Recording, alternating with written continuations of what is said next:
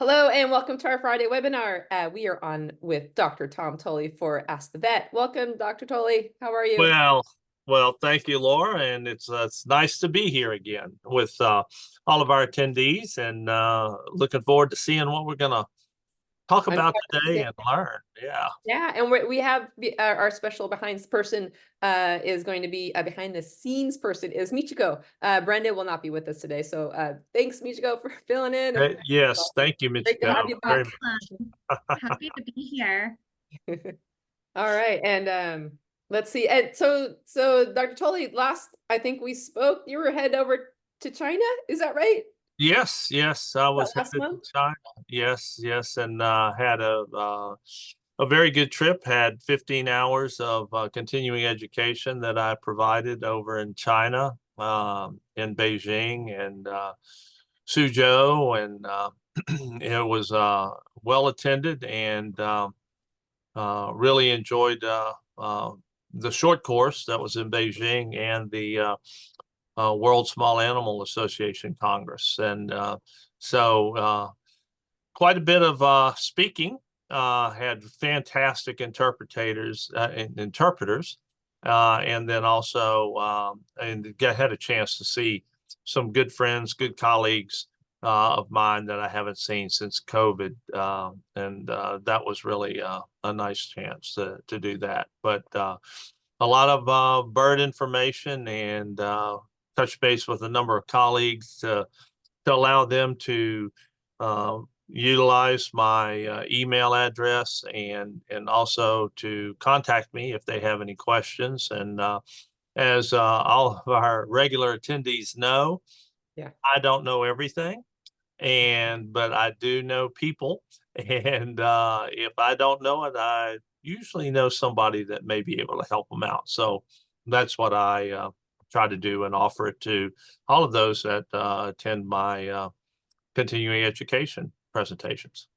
Nice. In China, if I'm not mistaken, it's a pretty big, like small animal, like pet ownership instead of like, Yeah, right? there Like I is. know like rabbits and like bird, they probably have a higher ownership over there than So here. yeah, they have quite a bit of animal ownership over there, and the veterinary area, they really interested in elevating their practices, and hence the short courses and the continuing education opportunities. Had a chance to visit some very nice practices, those that treat companion exotics and avian species, and they are excellent, well equipped, and able to treat those animals in a very professional manner, and take care of those patients that come in.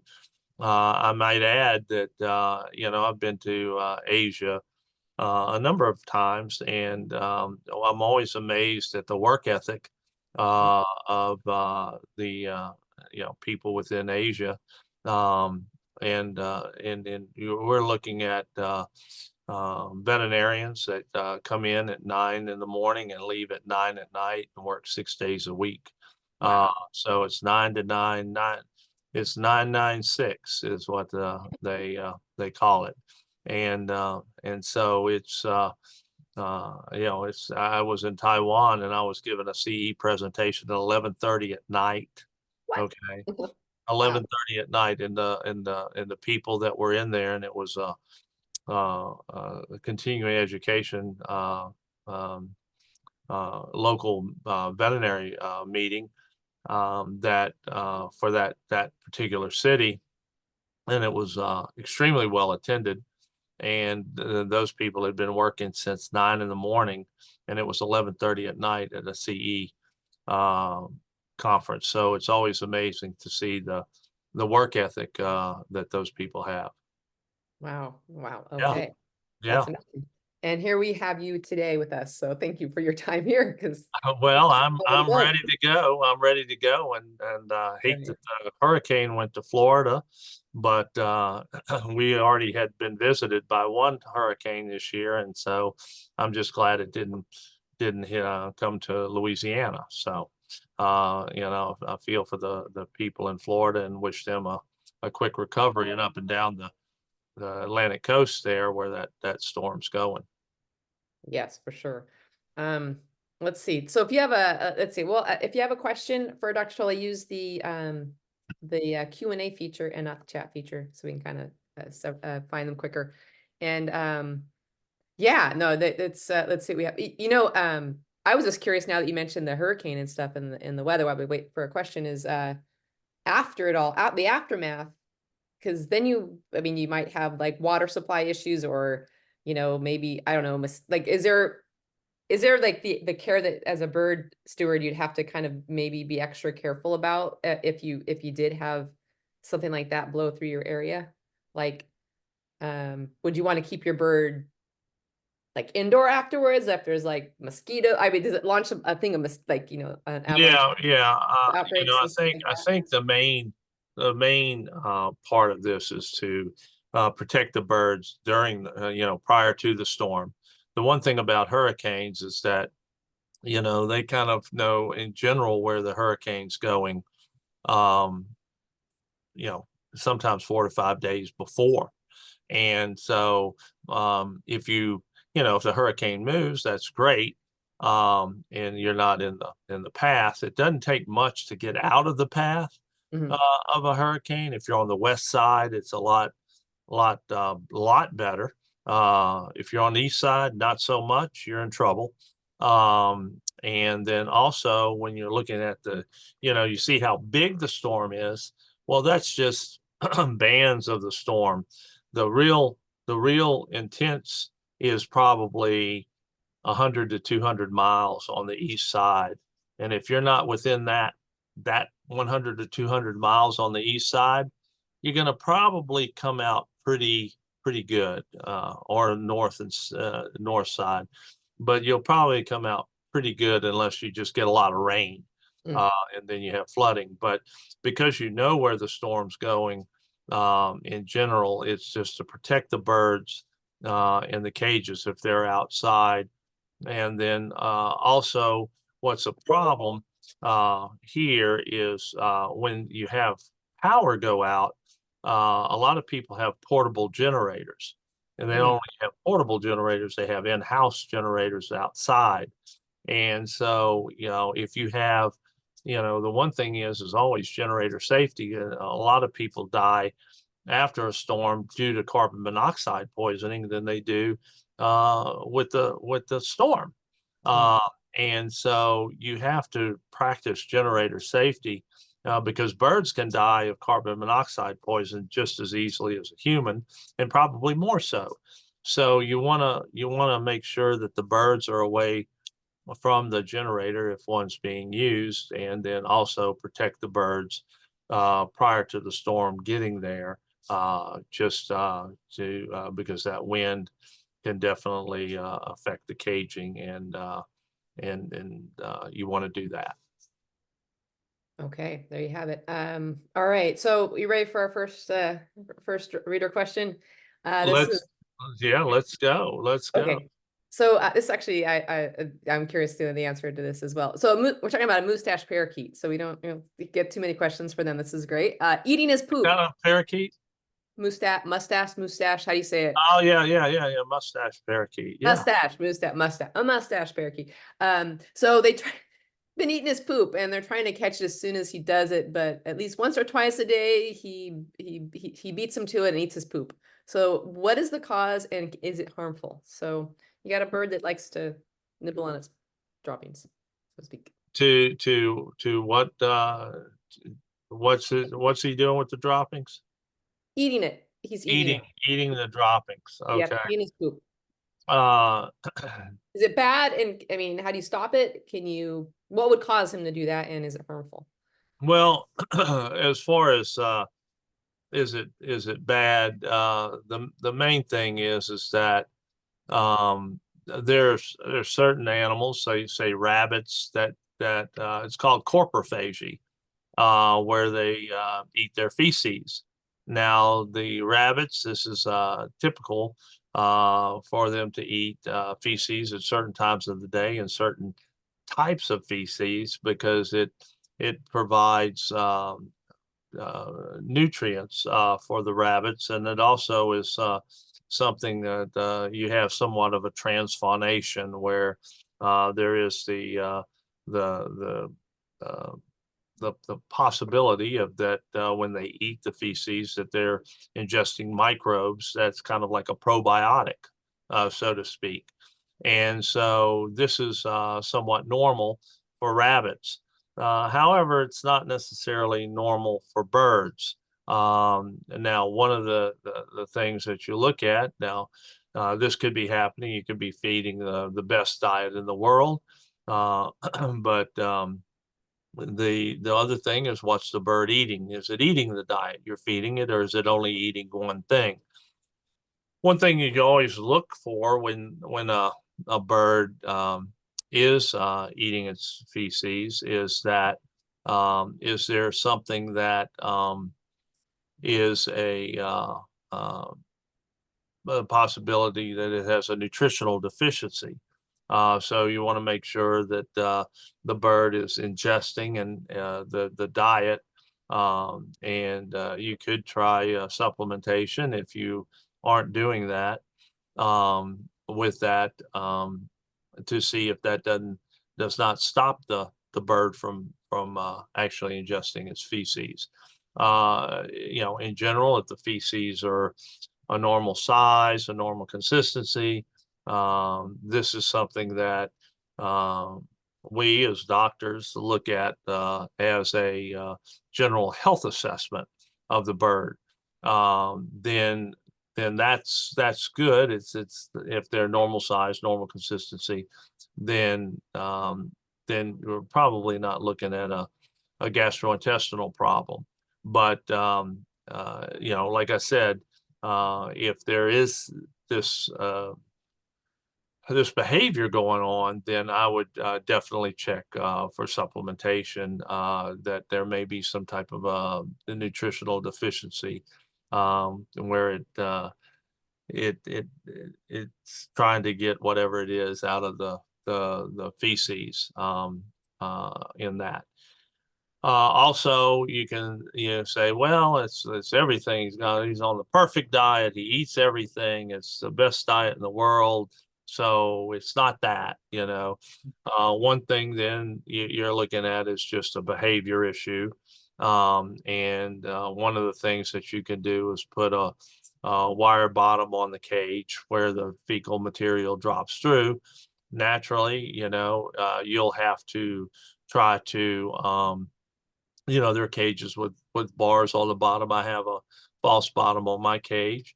A lot of times when you have this with my Senegal, but I would say that the false bottom usually is very shallow. So the bird could just go right between the bars and eat the feces. So if that's the case, then you would need to modify the cage and make the where the wire bottom, where the bird could not access the feces on the bottom of the cage. So that's another option. That's what shall I say, Laura? It's a little DIY, do it yourself, kind of a challenge to try to make that cage a little bit have a depth that the bird can't reach its head through. Yeah. Okay. Yeah. Right. Yeah, I guess so. Yeah, just gotta do the best you can. Good question. Yeah. Like it. So question. Oh, we got these like not as traditional parrots we usually get. I got a question about Princess of Wales. A male and a female that are kept in separate cages. They've because I've tried twice to let them out together, but the male, his name's Charlie, and the female, Emmy, screams, flies to me, and wants to go back in the cage. What is the best way to get them to get used to being out at the same time? So you got two Princess of Wales, one male, one female, and I guess one of them wants to get away from the other one when they're out together. So yeah, and that's and this is something that you look at, and it's somewhat similar to I say the arranged marriages, right? We have arranged marriages. I have 2 Canende macaws, blue-throat macaws. You know, one's a male, one's a female. They look the same. Oh, just put them in and, you know, they'll live happily ever after, right? Produce a lot of babies, all this stuff. And then the next thing you know, they're not producing babies, right? Why is that? You know, it's an arranged marriage, right? You know, just because, you know, somebody, like I said, comes from outer space and walks around and says, well, you're a male, you're a female, we'll put you together and, you know, live happily ever after. And you go like, I can't stand her. And she says, I can't stand him, or one or the other, where one may just like go, wow, I'm lucky, you know, look who I'm with, you know, and they go like, well, that may be, but you know, where you see a bird that is really interested in reproductive activity, and you see the other one like, I can't get away from you quick enough, you know. And then we have instances where you have you know, female eclectus kill male eclectus, and you have cockatoos where the male kills the female. I can't tell you how over the years how many of that I've seen, where you know, we have domestic abuse, if you will, within the caging, when 2 birds are put together that they just cannot stand each other. And then I've told a story about birds, you know, not producing, and then one gets out of the cage somehow, and then, you know, goes down and kicks another bird out, and the next thing you know, that pair's on eggs. You know, and I mentioned, you know, at Laurel Park, you know, they'll put, you know, 10 males and 10 females together and see which ones pair up, which ones come, you know, fall in love together. And so that gives them a better chance. Most people can't put 10 blue and golds and females and 10 males and say, oh, here's a big flight, and, you know, pick your mate, you know, so we can be successful. And that's why, you know, you have a bird, you know, I've been saving all this time, and the next thing I have a bare-eyed cockatoo, and, you know, I got a female now, and I just got a male, and you put them together. You can't get 10 bare-eyed females and 10 males to put together to see which ones put, you know, like each other, which gets us back to the Princess of Wales. Mhm. Obviously, you know, just by the question, it doesn't appear that they like each other, you know, for whatever reason. And there, you know, and it could be variable. It could be, well, I want to be number one. I want to have all of the attention of the owner. It's just me and the owner, right? And the other one doesn't want any part of that. It's like, I want to be, you know. And so, you know, in a sense, I think she's, you know, he mentioned that one of them wants to go back to the cage, or either, Female, yeah. yeah. And so she said, like, hey, look, I don't get any joy out of this, you know, just put me back in the cage. I'm comfortable there, you know, whereas the male is like, hey, you go back, I'm fine here. Love it. So it's, to me, it's one of those things where you're trying to change the mindset of the birds when they really don't. It's just like a human, you know. It's like, you know, they're fine, but I just don't want to be with them, you know. And then you have a friend that says, no, come on, you're not really, you don't know, you don't know them, let's go out and have lunch, you know. You're going like, put me back in the cage, you know. So that's kind of the way that I look at it. I think if you have one that's very amenable to it, that you should take advantage of it, the interaction. And if the other isn't, then that's their personality. You know, I mean, there's operant behavior training that you can utilize, and we've talked about that over time, that you can try to what you want. If you want the bird, I would say that before getting both birds out, I don't know if one of the birds is if you only had one out, that the other one wouldn't go back. If you only have one out, well, that's fine. But if you put both birds out, then the female wants to go back in the cage. But if the female's out alone, she's happy. Well, the one thing is that you can try to give her treats while she's out, and give her treats and start with that when she's the only one out. And if, like I said, when I'm talking about training a bird, I'm talking about these are the only time the birds get what they really like.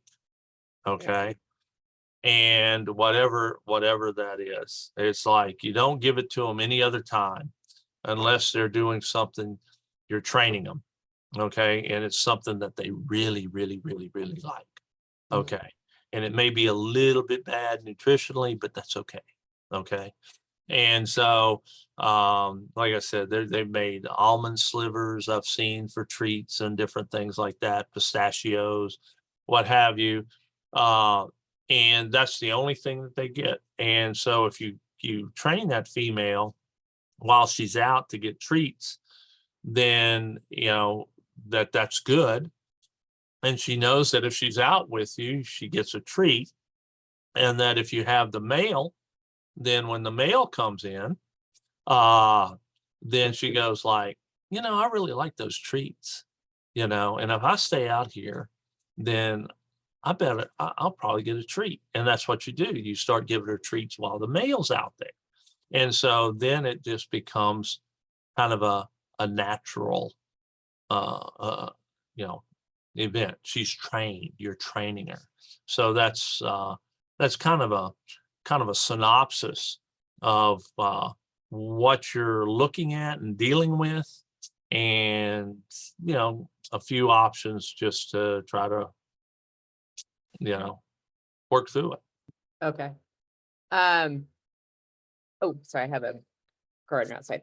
Okay, so another question is to buy or not to buy a stainless steel cage bolt / washer / nut on toys regarding heavy metal poisoning risk. So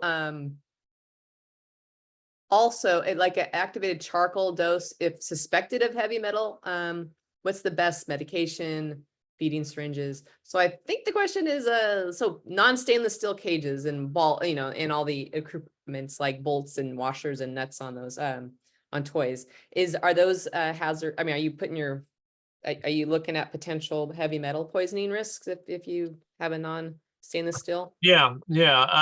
There was a lot in that question. Yes, sorry, and I probably read it horribly. I apologize. That was great. I mean, we're a good team here, but a lot in that question. And I think basically it's heavy metal exposure. Okay. Yeah, that sums it up. So when we're looking at heavy metal exposure in birds, the most common heavy metal exposures are lead and zinc. Okay. There's also other metal exposures that'll cause toxicity. There was some, I guess, concern about bird toys from outside the U.S. having cadmium as a metal that was toxic. We never did, that I'm aware of, see that here, but that was out there. And then there's toxicity that can occur with other metals, but the most common, copper, is another one. We've had copper toxicity in birds with wire that have chewed up wire and wire pieces, copper wire pieces. But as I've shown, I have examples of lead sinkers and things like that. And most people, as I've mentioned, when you suggest that it may be heavy metal toxicosis or lead or zinc toxicosis, it mostly lead the owners are like, "You're crazy. My bird doesn't, there's no lead in the house." Lead's everywhere. Lead is everywhere. And in places you don't even think about, people with stained glass. We had people with, you know, uh, refilling shotgun shells and, different things, little tags that they put on water meters and gas meters, that with a wire that you clamp it down. Lead-headed nails. Lead is, you just don't realize how much lead is out there. And so when you're looking at it, this is something that we're also, we see it quite often, lead and zinc toxicosis, because then you have different zinc, zinc exposure, galvanized material leaching out. And so this is all where birds are exposed. And you mentioned cage. What about a cage that's not stainless steel? Most of the cages that are commercialized, there's no lead in the paint or anything like that. It's where you have dubious origin of the cage, where you really don't know where it came from, what it is, how it was put together, if it was handmade, welded, what have you. There may be some welding nibs that the bird would ingest, meaning, when you weld, you have little pieces of the weld that it's not smooth. If it was done quickly, they wouldn't smooth it out, so the bird may ingest that. But most of the commercial cages are powder coated, that if they're not stainless steel. And so in general, I would say at this point in history with a new cage, you're, a good reputable commercial company, you're going to be in good shape if it's not stainless steel. And with that, you look at activated charcoal. Activated charcoal isn't something that you're going to use for heavy metal toxicity. Okay. Activated charcoal is actually utilized to absorb toxins. So that would be in the case of some type of and so you say, well, what's that? Metal, it's a toxin. Why wouldn't it absorb it? Because it's metal, okay, and it's not going to absorb the metal that's in the what you're looking at is absorbing a liquid or a compound within the GI tract if it ingested some type of a toxin, that it would absorb that. And activated charcoal only works in a small window of time after the bird ingests the toxin. So if you're really talking insecticides or something like that, that is where this would be activated charcoal would or possibly be. It's kind of fallen a little bit out of favor, but people still use it in those type of circumstances. With heavy metal, you have to confirm that it is heavy metal, and the best way to do that is a blood test, because a bird can have metal toxicosis, but no metal observed in the GI tract. Now, of course, you can, I've taken radiographs of big birds, like ratites that have swallowed lighters, had eclectus, cockatoos with lead-headed nails that have bitten off pieces of the lead head on a nail they used to put on metal roofs. And so screws, I've seen birds with zinc toxicosis that have chewed die-cast cars, like Hot Wheels or something like that. Somebody puts a Hot Wheel in there, like, oh, go ahead and play to the cockatoo, and rips the roof off right away and chews up the little pieces that keep the roof together, because it's that die-cast cars aren't, they're kind of soft metal. And so you can see pieces of calculators, pieces of watches, electronic equipment, things like that. So you can see pieces of that in the GI tract, but that's not the case every time. And that's why the blood test is really the reference standard to try to determine a definitive diagnosis on the heavy metal toxicosis. And to treat it is activated charcoal isn't going to be effective. You need to chelate it with really we use most often calcium EDTA. There's some other chelating agents out there, but calcium EDTA, and it has to be injected. And that is a very good chelating agent, very effective with heavy metal toxicosis.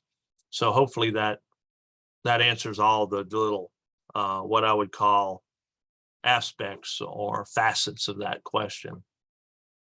Okay. We got, I don't know if you ever asked this question before, so this is new to me and I think it's new to you. It's about a budgie. So they have a budgie and they want to know, does he think that their head, shoulder, and hands are me, like one person, or a flock that always travels together? So, you think about it, your bird's always on your hand or on your head. Do they think you as a whole person, or are they thinking that you're like, do you understand the question? Like your head, your hand, like you're all like a flock of many members? No. That's a good question. And I haven't really asked any of my patients that. But anything that I always try to qualify my answers, Laura. It's not like this is it.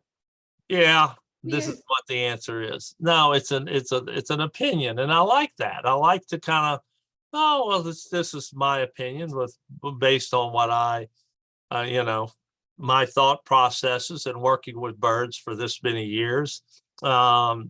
So there's no scientific based evidence that what I say is either correct or wrong, right? So it's an interesting question, but I would say that in general, the bird would see the human as one, okay, and that there's just many different opportunities to interact with the human, on the hand, on the shoulder, on the head, and I always was told, well, birds have a tendency to want to go to the highest point, so it's like, that's why a bird will get up on your shoulder, because it can look you in the eye and say, hey, if you don't behave, if the bird says, tells the owner, if you don't behave, I'm going to bite your nose and give you a nose ring hold, So it's one of those things that, and on the head, well, you're definitely in the catbird seat, as they say, right? You're at the highest point. And so I would say in general, that's what the bird would, sees the owner, the human, as a big bird, but there's just different places to go on the, just somewhat like you have those the birds that to pick parasites off the animals in Africa. I can't recall what the name of those birds are. Tick eaters, I don't know. Yeah, But somebody may have that, one of the attendees, but they just go all over that animal, and they pick parasites. So I see that it's just one. I think they appreciate whatever their animal they're on, whether it's a human or a rhino, that it's one. Yeah, I That's sometimes just feel my like humble opinion. I sometimes feel like a living, like a tree to my bird. Like this, Right. I'm the branches. Slam And it. that's it. That's it. That's it. Okay. Very All right. good. I like it. That's the Yeah. question. Yeah. I'm curious to know what other viewers think, like if their bird views them as one, or like, I mean, these could be like two birds, right? You got one pet in here, one pet in here. I don't know. Yeah. Two pairs of whales together. Yes. One, but yeah, I like a kind of an esoteric philosophical question. That's Sure. good. Don't get too many of those. Okay, so we got one about a green cheek conure who is it was squinting for a few days with his right eye.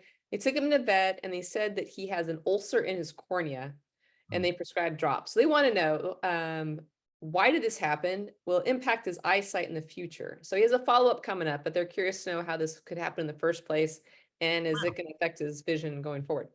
Yeah, I think it's a good question. I mean, we haven't had this question before. Nope, none of these questions. And this is something that's definitely not uncommon in birds, corneal ulceration. Humans get corneal ulcers. And all animals get corneal ulcers, and so it's like one of the questions is how did it occur? Well, a corneal ulceration is usually your cornea is the outside clear part of the eye. And if that outside part, if it is damaged, can be very painful. And I think that you mentioned the bird may have been squinting or what have you. That's why, because if you have an ulcer on your cornea, if you have a cut on the cornea, that's going to be painful. They call it keratitis, and that's inflammation of the cornea. And so when you're looking at that, no pun intended, I could not pass that up. But what could cause it is, I think people could realize the little bird scraped it against something, just in passing. And of course, the eyes are pretty prominent, even on a little green cheek conure. And so we could have just scraped it. And also you can get a little bit of an infection in that area. And so they stain it because with a fluorescein dye, and it's kind of an orange dye. And if the cornea is intact, you're not going to have any fluorescence on the cornea. But if kind of a greenish fluorescence, but if the cornea, the outer layer of the cornea is compromised, you're going to have a fluorescence in that area to determine if, one, that you have a ulcer, or that there's damage to the cornea, and two, the extent of that damage or ulcer. For the most part, if it's relatively small and not deep, because there's a number of layers to the cornea, that if it's not deep, then usually these resolve rather quickly with proper pain management and treatment, which I'm sure your veterinarian provided that for you. But no, the cornea, that's what could could cause that. Dry eyes too, anything, irritation. There's some disease conditions that can predispose, make birds susceptible to corneal ulceration also. Now, what I will say, there was a question about will there be any lingering effects of this, and will it affect its eyesight? Most of the time, if, like I said, it's not a deep or extensive corneal ulcer, and it's rather mild in that, if it's painful, it's not mild, but if it's not a ulceration of a significant extent or depth in the cornea, for the most part, the cornea heals without any issue whatsoever. However, in the bird's sight is good as new.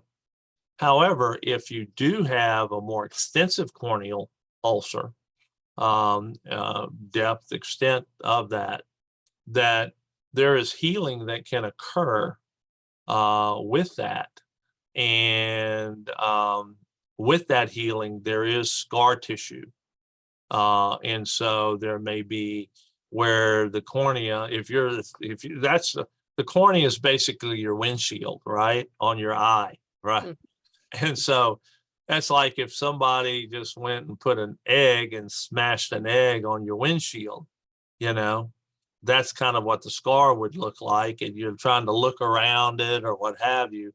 So you can get scarring on the cornea that would be kind of a whitish, kind of a coloration, just scar tissue on the cornea. However, I don't really see that happening with this little green cheek, Yeah. Okay. All right. Oh, we got another we never had this question either. This is in regards to a cockatiel.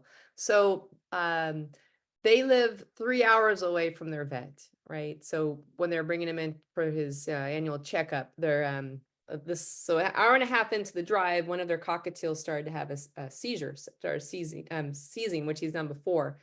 And so the avian vet was able to treat him, and it took about 3 hours for him to settle down. So their question is it best to just quit taking him for his yearly checkups unless he has an emergency, which is the only, because they don't have an avian vet that's any closer than 3 hours away. So yeah.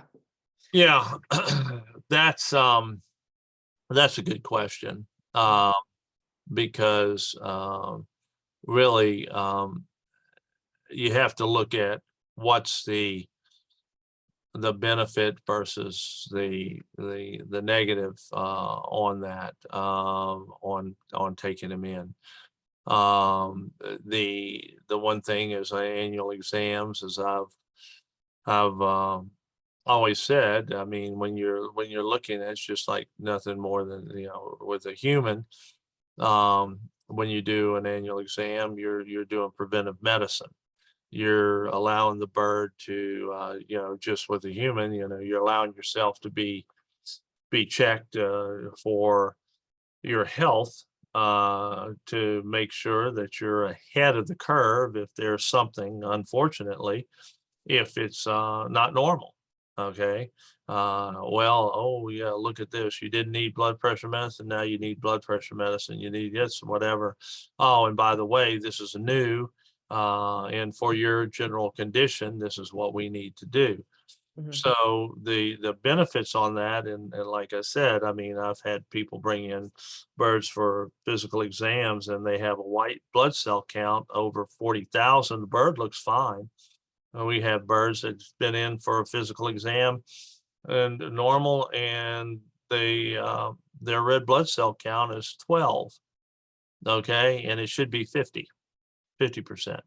Okay, and you wouldn't have picked that up. The bird would have just died. So that's the benefits, and I just and then there's something new that we, with the conferences, with the research, and how veterinary medicine is advancing as far as avian healthcare and how far it has advanced since the 80s is phenomenal. And so we're learning new things all the time that we share with the owners. And so that's an added benefit of going in for the yearly exam over and above just assessing the bird's general health at the time and comparing that weight, what have you, with previous visits. Now, when you have an issue with the bird seizing in the trip, then the question is why is the bird having this issue? Is it just because it's traveling and it's having difficulty, with that? Is there some underlying cause that's making the bird susceptible to seizures? Because you'd want to see that and try to treat it if you could try to identify it. Sometimes with seizure activity and neurologic problems, it's one of the most difficult things to try to treat. I don't know how old this cockatiel is, and that may have other disease conditions, atherosclerosis. It may involve some kind of a ischemia or the lack of blood flow to the brain or what have you that would contribute to this. Usually with seizure activity, there is some type of a trigger. And you can say, well, the trigger's going to the doctor 3 hours away and a half hour in, it can't take it anymore. And so that is something to consider. We had, I'll never forget when I was doing relief work for, when we were, I went to the same hospital and worked there every Saturday when I first started here at LSU for about 3 or 4 years. And so I got to know certain owners and animals, and it was dog and cat primarily. And so what would happen when this dog would come in the front door of the clinic, okay, the front door of the clinic, it would have a seizure. Okay, every time it came in the front door, it would have a seizure. Boop. And then, so what we did, and suggested by the personnel at the veterinary clinic, let's try the side door. Went in the side door, no seizure. Yeah. So this is something that you look and you can see in the future if some type of a change in how you were bringing it, or if it's happened before, would circumvent the seizure activity, or maybe again making sure that you've done everything that you can to try to identify a trigger or what's the underlying cause of the seizures over and above just travel, which is with the dog example, it could be. And if it's life-threatening, well, by no means is it worth taking it to for your annual visits, because you don't want to risk the animal dying because of that seizure activity. So that's kind of the bottom line, but that kind of goes over the entire encompassing over that behavior on that. There's also some different types of tranquilization that you may be able to utilize for that little bird to make the trip. It's not uncommon for us to have patients that regurgitate after they've eaten, and then they're on the way to the clinic because of just being nervous. But then it could trigger this seizure activity also. And like I said, the problem is that we can treat the seizures. We have anti-seizure medication, Mhm. but the one thing is to try to identify the underlying cause of that is extremely difficult. In many cases. Okay. So great question. Yeah. Yeah. Yeah. All right. Next question is, they have a 16-month-old double yellowhead Amazon, and they want to know what you'd recommend for a healthy life. So relative to diet and exercise. So we have a relatively young 16-month-old double yellowhead Amazon, and they want to make sure that they stay healthy and for the years ahead. So what do you recommend? Best diet, exercise, routine, plan? What's the game plan here that you'd recommend? Yeah. And like I mentioned, I think that and we've talked about having a fantastic nutritional um, uh, baseline for that, and for the animals going to be very effective in providing the best chance for this animal to live a long, healthy, and happy life. So nutrition is extremely important. The one thing that if you look at is somebody says, well, I remember, had that Amazon that was 40 years old that lived in that honky tonk, and it was fed peanuts and beer all the time, and it lived for 40 years. Well, it did. Then there's people that smoke that live for, past the life expectancy of but there are sure a lot that don't make it, you see. And so what you're trying to do is increase the odds of that bird living a long, happy, healthy life, and having the right environment and nutrition is going to do that. Also being knowledgeable. This is another very important thing. Knowledgeable about the birds you own, and what's normal. What's normal. I always say that what I do is only 5%, of keeping that bird healthy. People bring it in for me to treat, and I do what I can, but how long is it here? I don't want to keep it here long. How long is it at the owner's house? All the time, just like with my birds, I see them all the time. But I'm the one who's responsible for how that bird is.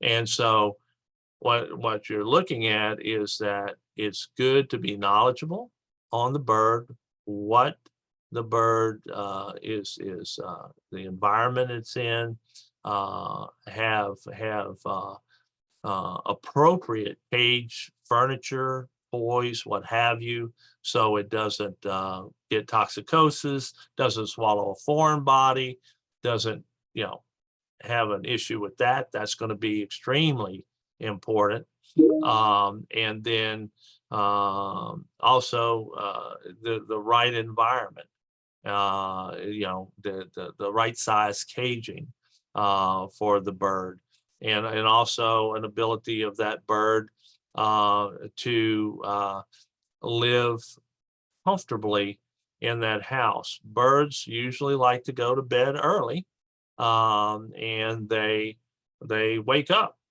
early. And so it's not to say, well, I stayed up to 1 o'clock every morning and the bird's in the room, and it's but a lot of times birds will tell you when they want to go to bed. I've heard that. Night night.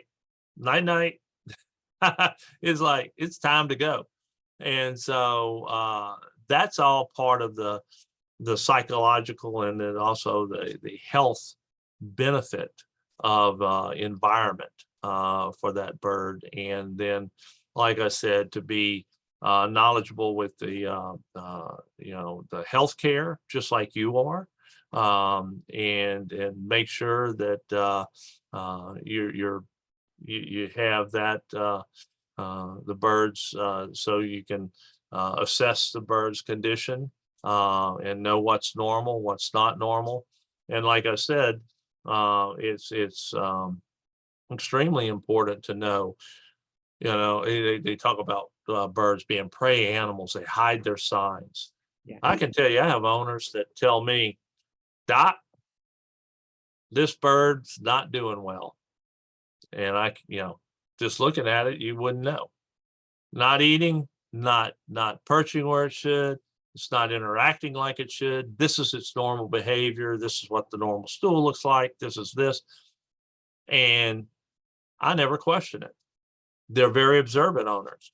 And being an observant owner and knowing what's normal versus abnormal behavior, the eating habits, what have you, goes a long way, because if they're not feeling well, they're not going to act well. The problem why birds hide signs, I think, for the most part, is people don't know what to look for. Mm. And so the bird's finally on the bottom of the cage, they know that's not right. And it's fluffed on the bottom of the cage. I didn't see anything. Well, no, how much are you interacting and how much do you know that that bird is what its normal behaviors are? Well, I just feed it and clean the cage and, and that may be, but at the same time, it's extremely important to know this as if you're looking, because the knowledgeable owners will be aware of it, and you can do that, but you just kind of put that on the radar, because I think birds and most animals, if you know what to look for, know behaviors of your bird, you'll know what's normal and what's abnormal, and they don't hide it. They don't hide it. But people like to say, oh, they're prey animals, so they hide their signs. Mhm. Well, I'll say there are certain disease conditions that doesn't affect the birds. A bird, has a PCV, a pack cell volume of 12, but it should be 50. It's acting normal. Well, it's not really hiding signs because it doesn't, it's not feeling bad. It's not feeling bad enough to do something. And so that's where the health exam comes in, and keeping up to date on what's new and what's beneficial. So that's my thoughts on that. Alrighty, I think okay, can we squeeze in one more question, because I'm just curious on your take on these. We got some questions I've never heard before. So okay, here we go. They want to know, their conure seems to like quiet, calming music. And music has been shown to help and relieve anxiety in humans. So they want to know, has there been any research that helps indoor birds? Is there, do you have an anti-anxiety playlist that you would recommend for birds? Actually, Cool jazz. Cool No. That's an interesting question, because they've all animals, at least companion dogs, cats, what have you, as far as music is concerned. And I think that, like I said, I think that it would be better to play something that's more soothing, and has than something like European techno pop. I just think that they seem to like the if it's soothing to you, then it's probably, again, soothing. Whereas if it's like something that really, it's kind of like, whoa, that's pretty intense. That's probably not what you're looking at. As far as that's an interesting question. I think they may have had some research with dogs and cats. I can't say for sure. But for some reason, I think that they may have. You can, look that up. But I don't know of anything with birds as it relates to music and the benefits or the most likely genre of music that they would like to hear. Yeah. I was always curious when like if you were to play on like jungle sounds, like where, like birds chirping for your birds, if those chirps are like happy chirps that's being played, or are they like distressed chirps? Yeah, like where's the thing that's gonna eat me, right? Yeah, like So again, there's not a lot of evidence-based research in that area as it relates to parrots. A lot of the behavior research that as far as is what Irene Pepperberg has done and continues to do is about the most valid scientific research that we've had on bird behaviors and intelligence levels. And then they've done that in other species, Caledonian crows, New Caledonian crows, but no, that kind of is, it's one of those things that's interesting, but it's kind of where you go into like what Dr. Pepperberg is, more of a behaviorist, right? Yeah. And looking at and Dr. Pepperberg might say, I'm not a behaviorist, I'm a cognitive psychologist or whatever, but I'm not sure what her appropriate name is, and I don't want to say the wrong thing there. But that's the type of person that would be looking at this type of area, and I think it's interesting. But a lot of the research is on the medical healthcare side, where that would go off onto kind of another area of science, medicine. There you go. Yeah. Yeah. All right. Well, I know you got a rabbit operation to get to. I think you said earlier. Yeah, I do. Some people's Fridays, man. I don't really. It's amazing. That's what you got on your list. Thank you for joining us, Dr. Tully, on these amazing questions. Once again, we got ones we have never answered before. So, or never. I mean, Yes. they're all unique. So, Yes, a fantastic webinar, group attendees today. Fantastic questions. We touched on a lot of things that we haven't before, and that's the case. There's so much to talk about, so much to learn, so much to discuss, and I hope that it's helped our attendees. I know it always helps me to consider these different questions and all the aspects we have on the birds we love. For sure. And so we'll be back with you next month, October 25th, I believe. And I got to announce today's giveaway winner. That's going to be the pumpkin spice Nutriberries, and also another Lafeber product of your bird's choosing. And that is going out to Marion Colangelo. I hope I didn't kill your last name, but Marion, congratulations. You are today's giveaway winner. I hope that makes your weekend extra special. Next Friday, I'll be on with Dr. Lamb, and we're going to do a recap of the recent AFA. Oh, look, Michiko's got there you go. Yes. Those do smell delightful. It does smell like you've got fall in your, like, if you haven't, has anyone had a chance to try these yet? Because they do smell like fall. Like, I love it. Thank you for doing the promo there. Yes, fantastic. Thank you, Michiko. Yes. That was great. All right. Yeah, I hope. Yeah. So if you guys haven't burst open a bag of the pumpkin spice Nutriberries, you gotta try it. It's limited. You only got till the end of November to order those things, and once the flavor's gone, it's gone. So yes. Guys, on that note, I better say, I know you got things you got to go save a rabbit now. So I gotta let you go, and I appreciate your time, and till next time. Yeah, Everyone's well, so- Laura, thank you. And I just want to mention to thank you for all the kind words by all of our attendees. Yeah, and tomorrow and Sunday, if you're in around the Lafayette, Louisiana area, the Acadiana Bird Club has their fall show and fair. So drop by if you're in that area. And I just appreciate everybody, and I appreciate everything that you do, Michiko and Lafeber, for sponsoring the webinar. It's always fun, always great learning experience, and look forward to the next one, which I think is Halloween, if I'm not. Yes. I know we gotta dress up, so Yes, maybe, yeah. we do. Yes, we do. Yeah, we'll see what what Halloween brings this year. That's right. Okay. All right. On Thank you. that note, actually, thank you so much.